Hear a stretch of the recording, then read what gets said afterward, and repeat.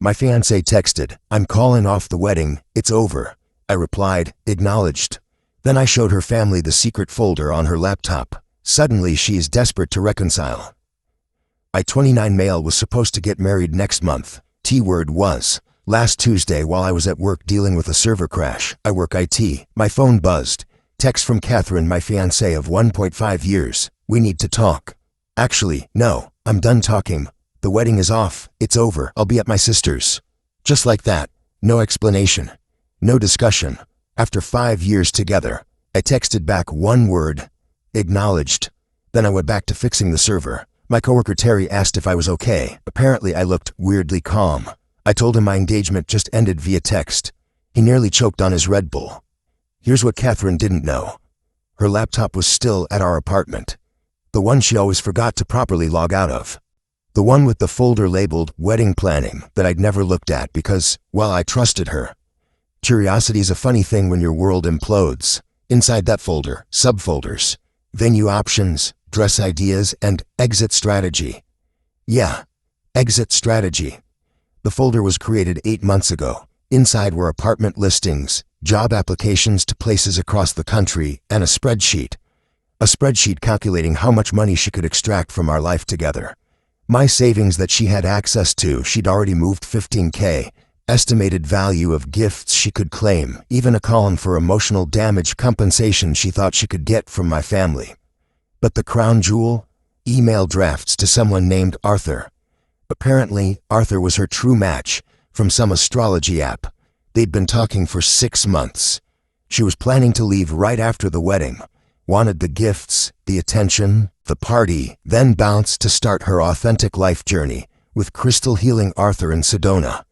I sat there staring at emails where she called me her safety net, and the boring option, where she detailed using our wedding as a launch pad for her new beginning, where she laughed about how I'd never see it coming because I was too trusting and predictable.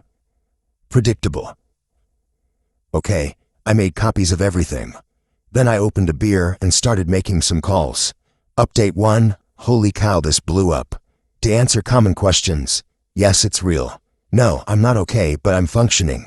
Yes, I have a lawyer now. So after discovering Catherine's exit strategy, I did what any predictable IT guy would do. I created my own spreadsheet. First call was to my buddy who does photography. Asked if he could do me a solid and create a nice presentation, for memories. Told him I'd pay his regular rate. Second call was to the wedding venue. Explained the situation. The manager, Sandra, was surprisingly cool. "Honey, I've seen some things in 20 years, but this is a new one. The deposits are non-refundable, but since it's your credit card on file." She transferred everything to my name, even offered to help if I needed anything else. Third call was to Catherine's mom, Jean. Now, Jean's good people, old school, believes in honor, commitment, all that. I told her Catherine had called off the wedding, and I respected her decision, but thought she should know why. Said I'd drop by tomorrow with some paperwork Catherine left behind. That night, Catherine's sister Hannah started blowing up my phone. Apparently, Catherine was processing her journey and needed space to heal from my toxic masculinity. Toxic masculinity equals me working 60-hour weeks so Catherine could pursue her art. She sold 3 paintings in 2 years. I responded, "Understood. Her belongings will be in boxes by Friday. You can't just kick her out. She has rights." Me.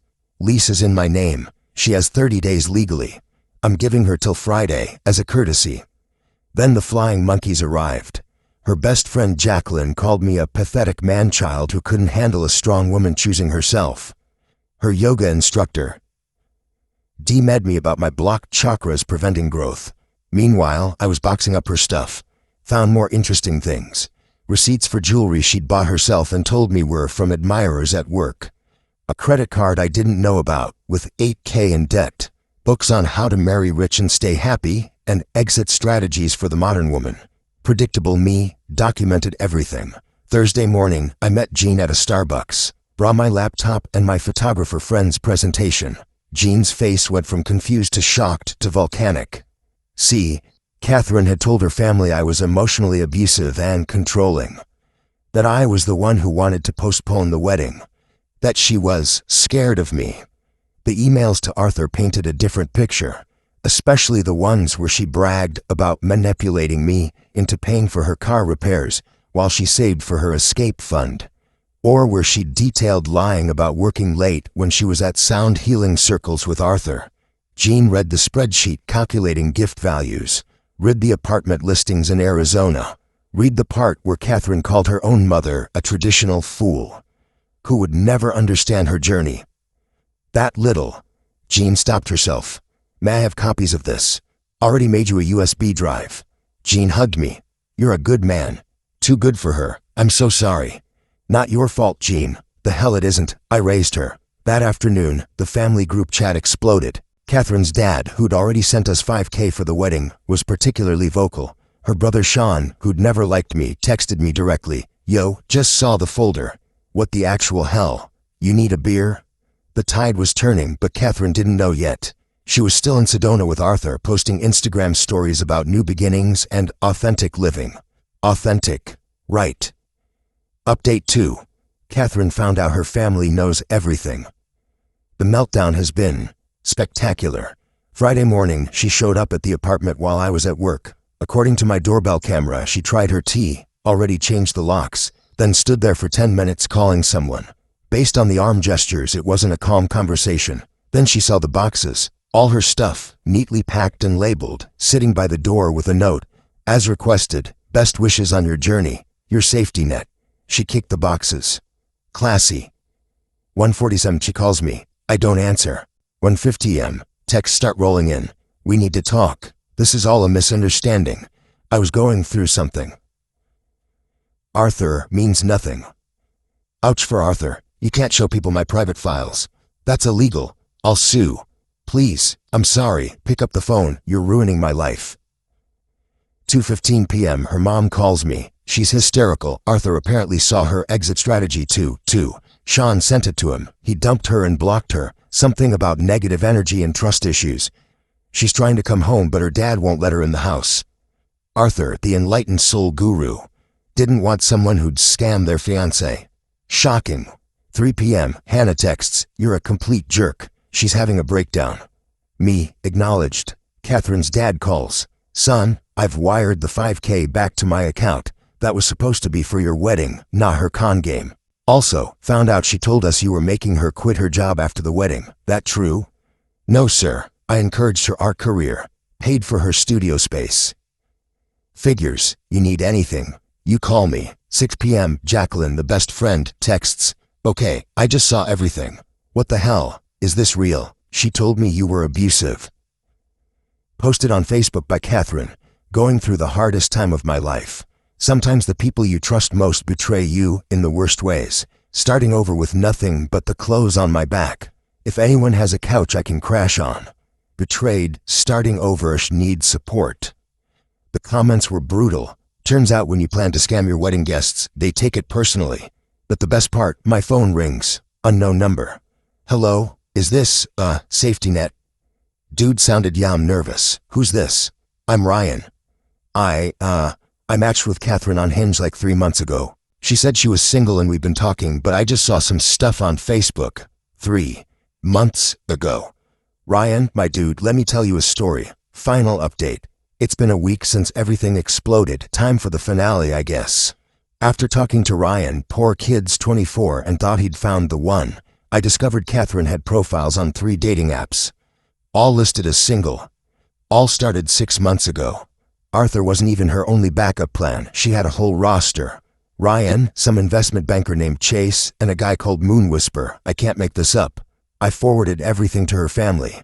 Her dad's response was just, Jesus Christ. Saturday night, she showed up at my apartment again. This time I was home. Watched through the peephole as she stood there, mascara running, holding a gas station coffee and looking like hell. I know you're in there, she said to the door. Your car's here. I didn't move. I messed up, okay? I know. I got scared. Of marriage, of being tied down. I'm only 28 and I felt like my life was ending. Still didn't move, but I realized Arthur's an idiot. He thinks the moon landing was fake. Chase only texts after 11 p.m. Moon Whisper isn't even his real name, it's Eugene. Eugene almost laughed at that one. And you were real. You were stable. You loved me even when I was a mess. I was stupid. Please. Then she said the magic words, I'll sign a prenup, I'll go to counseling, I'll give you all my passwords, I'll quit the apps. Please just open the door.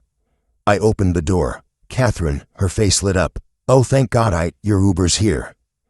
The car pulled up right onto you. I'd watched her arrive on the doorbell cam and called one to my address. What? You left your art supplies there in box 3, didn't want them to get damaged. Also, you left your engagement ring here last month when you needed space. It's in the box too. But I apologized. I'm trying to fix this. Fix what? You ended it. Via text, I acknowledged. We're done. You can't be serious. Over one mistake. One mistake, Catherine. You created a spreadsheet. You had a formula for calculating emotional damage compensation.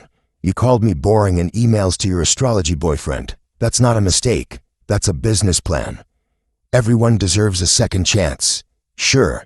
Just not with me. Your Uber's waiting. She stood there for a moment. Then her face changed. The tears stopped. The mask dropped. You know what? Fine. You are boring. You'll never find someone like me again. Promise. She grabbed her box and stormed to the Uber, but not before. I hope you die alone with your stupid spreadsheets.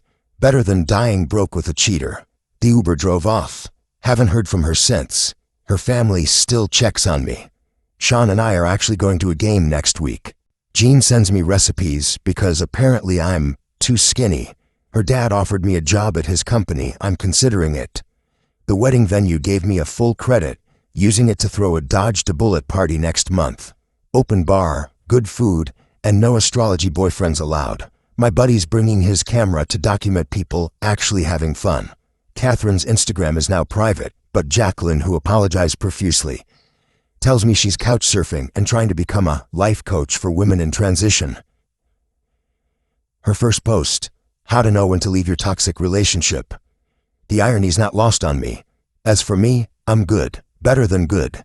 Kept the ring, selling it, kept my dignity, and kept my savings. Started therapy to work through the trust issues, joined a hiking group, and finally took that coding boot camp I'd been putting off. Oh, and I changed my Wi-Fi name to SafetyNet. Every time I log in, I laugh.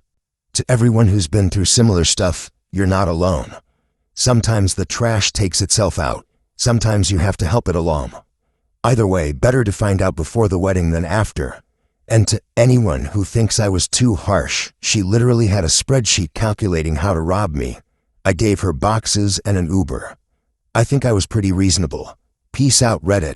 Going to go be predictable and boring at trivia night with my friends. Edit, since everyone's asking. Yes, I kept the deposits. Yes, I'm getting tested. All clear so far. No, I don't regret anything. And yes, Sean says hi. Edit 2. Catherine found the post. Her comment was deleted for violating sub-rules, but the TLDR was I'm manipulative and violated her privacy. Lady, you violated our entire relationship. Also, hi Catherine. Edit 3. Arthur reached out. Wants to clear his chakras of the situation. Told him to try sage or therapy. Preferably therapy. Final edit. Turning off notifications. Living my boring, predictable life. Thanks for the support, Reddit. Remember, when someone shows you who they are, believe them, even if it's in a spreadsheet.